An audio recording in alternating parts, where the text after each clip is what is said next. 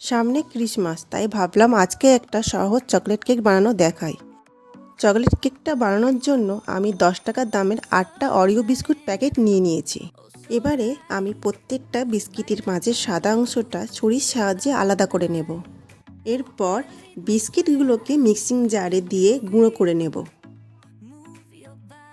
গুঁড়ো হয়ে গেলে তাতে 1 চামচ বেকিং পাউডার দিয়ে মিক্স করে নেব।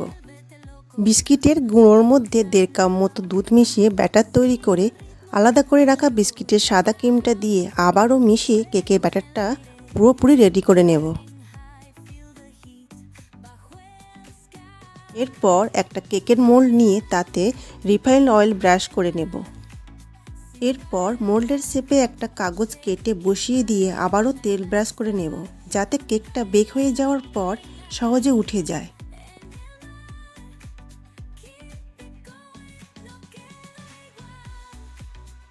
এবারে কেকের ব্যাটারটা মোল্ডে ঢেলে দেব। ব্যাটারটা ঢালা হয়ে গেলে দুবার ট্যাপ করে নেবেন, যাতে ভেতরে কোনো গ্যাপ থেকে থাকলে সেটা ভরে যায়। এবারে মাইক্রো ওভেনে 6 মিনিট বেক করলে কেক তৈরি।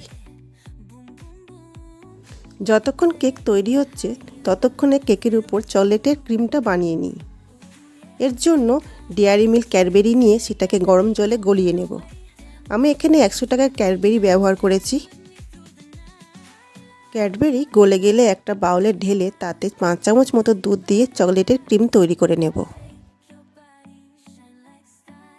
ক্রিমটা ঠিক এইরকম পাতলা হবে।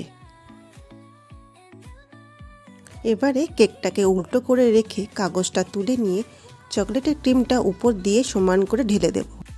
এবারে আপনারা চাইলে আরও একটা ক্যাডবেরি কুড়িয়ে নিয়ে গার্নিশের জন্য কেকের উপর ছড়িয়ে দিতে পারেন।